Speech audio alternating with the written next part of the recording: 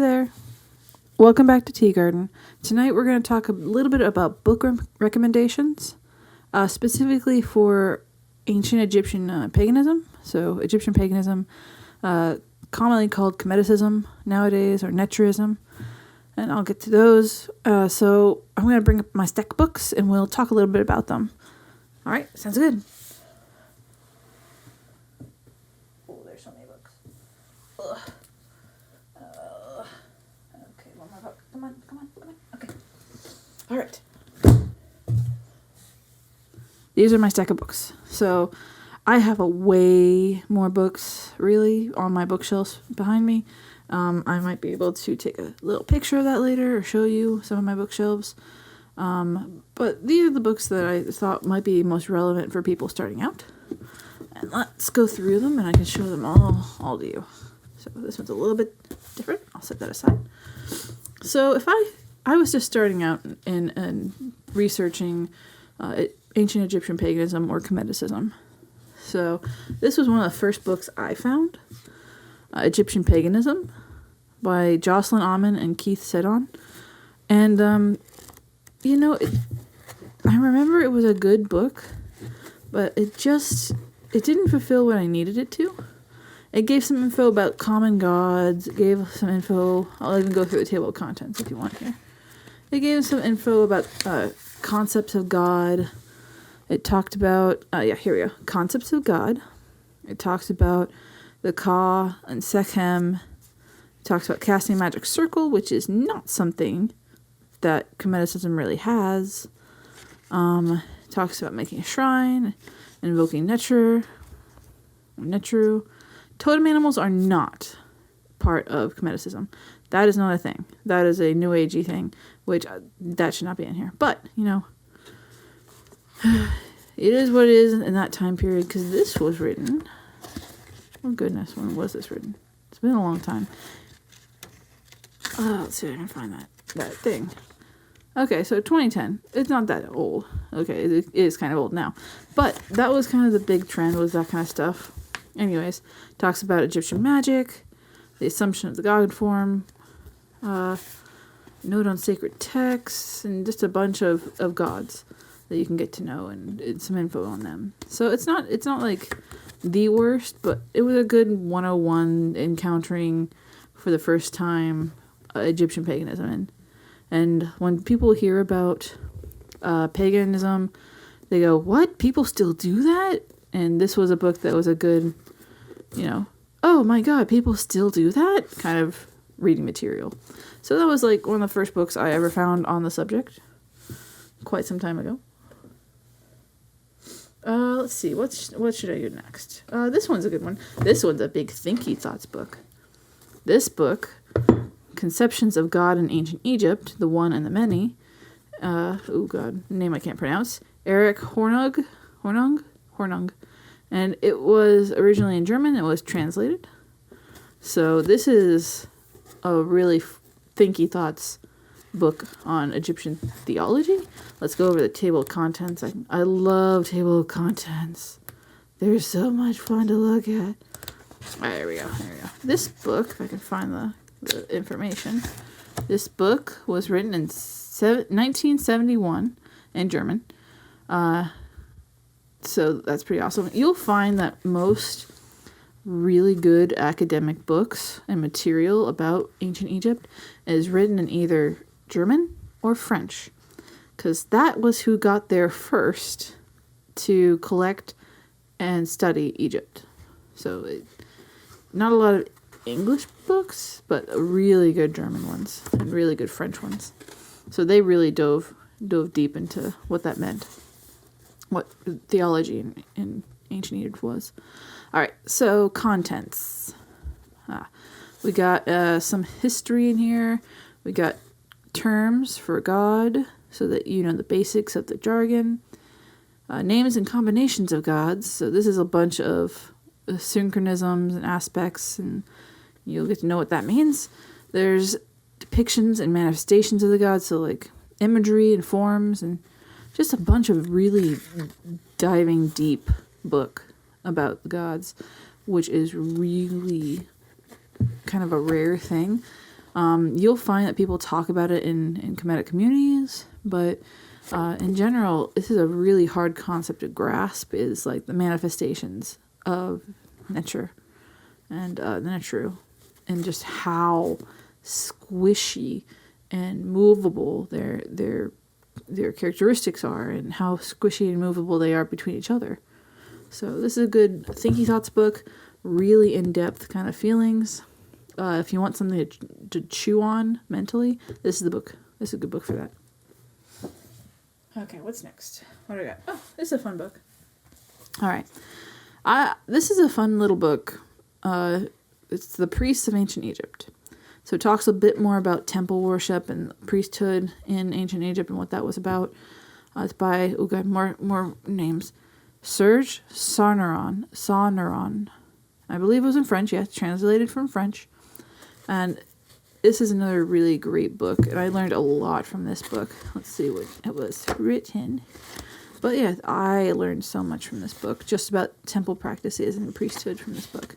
Written in 2000. God, that's over 20 years ago now. When I just dated myself. So this book has an introduction, has testimony of ancient texts, talks about priestly offices, talks about the temple life, sacred services, sacred knowledge, clergy, all kinds of fun little tidbits in here. Which is kind of my favorite thing about these kinds of books, is that you're not going to learn like the secrets of the universe, but here and there you get just a sprinkling of tidbits that send you on the right path. So again, this was a really fun book to just read. It's not too big and it's not too hefty. So it's just a nice read. I'm learning things here and there, but you read. All right. Next book. If you want to learn about Egyptian magic, this is a good one to start with. So Magic in Ancient Egypt by Geraldine Pinch. I believe they also do a mythology of ancient Egypt, and that one is also really great. So this talks about different forms of magic in Egypt and the heyday. So it has some great pictures, actually. It's black and white, but it has some great pictures. Oh no, it does have some color. But yeah, nice follow along. I love looking at this book. Very pretty, talks about all kinds of things. Alright, let's pull up the table of contents. Does this have a thing? I know, okay. So, this book was written in 2006 and revised in 2010.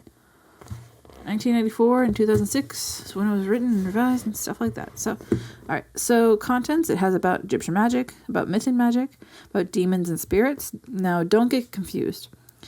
The term demon in ancient Egypt is not the same as it is modern-wise.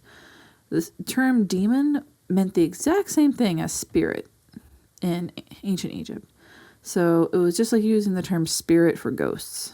So demon just means spirit. Usually it means spirit that was not human. And that sticks to today too, but usually the term demon has a negative connotation.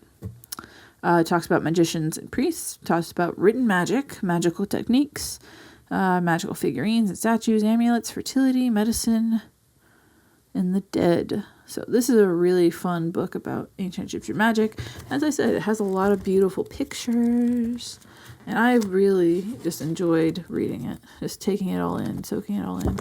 So I highly recommend that one. So the last two books, one are kind of fun because they're full of hard work, but also full of information. So we'll go over both of them. They're both written by the same person. So both these books, the Ancient Egyptian Prayer Book and the Ancient Egyptian Day Book, were written by Dr. Tamara El Ceuda, and she is an Egyptologist. So she wrote these coming from not only an academic place, but she's also Kemetic. So specifically Kemetic Orthodox. So these books are just full of that kind of perspective of knowledge, but also aiming towards service of gods or connecting with the gods, or using the knowledge base to flesh out a Kemetic practice.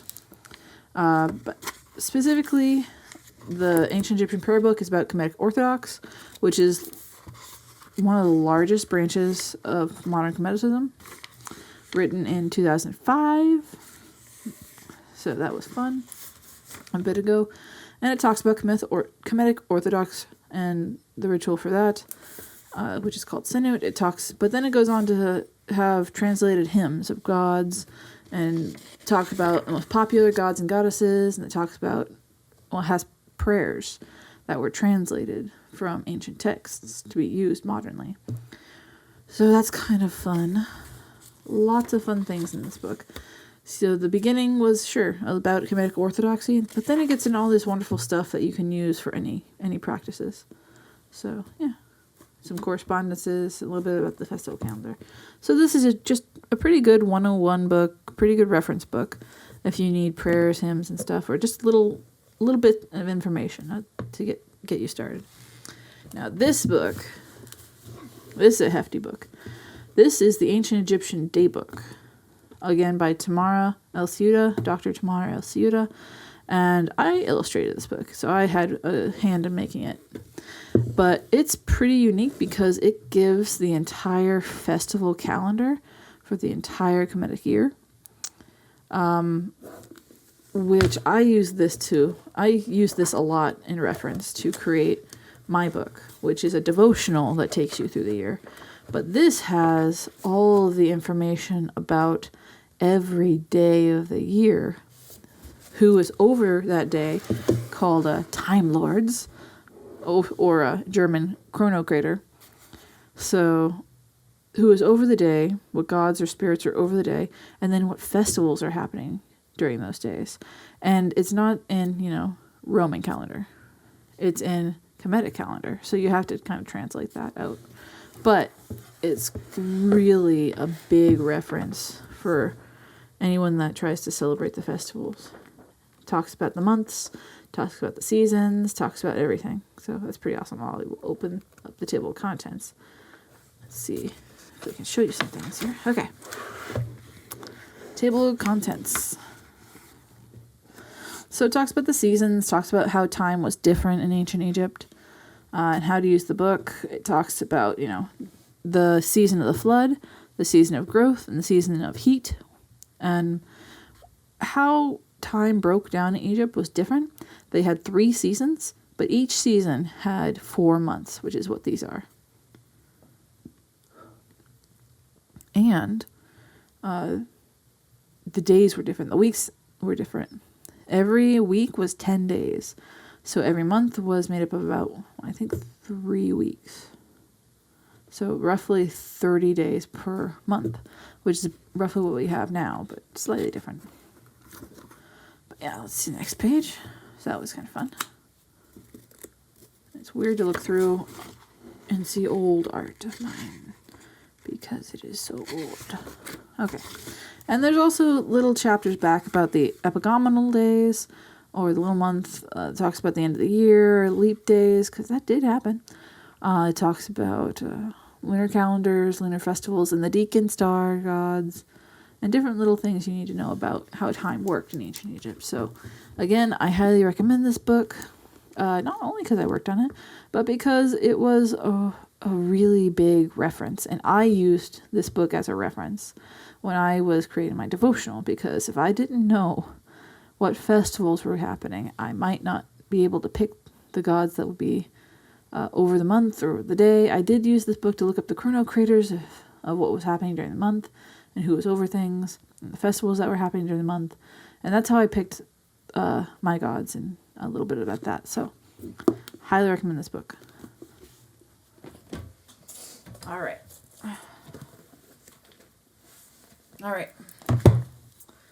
So just one more reference guide.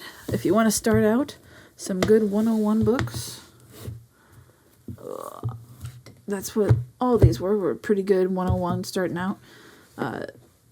Let's start with, remember, Ancient Egyptian Prayer Book. That's a good one to have, just as a good reference. Second good reference, Ancient Egyptian Daybook. Really good reference on calendar stuff and festivals. You have your magical reference. You got your thinky thoughts and good information, a little bit more intermediate stuff. This is much more advanced stuff. But this is a good intermediate book. If you're not quite starting out like you were with this 101 book. 101 New Age book, by the way. And then that's a good next step. Magic book's good next step. Good thinky thoughts, gotta chew on this book. So that was my recommendation. This may or may not be something you want to get because it is more New Age inspired or biased. So think about that. Maybe you want it, maybe you don't. Look through it, figure out if that's something you like. But it was my first taste of ancient Egyptian paganism. It was my first taste of, oh, this exists thing. So I felt I needed to include it because it does give you pause to say, oh my God, people are still doing this. But yeah, so that was my recommendations. I hope you enjoyed this video and just watching me flip through books and talk about it. All right. Thanks, guys. Have a good day. Like and subscribe. Talk to you later.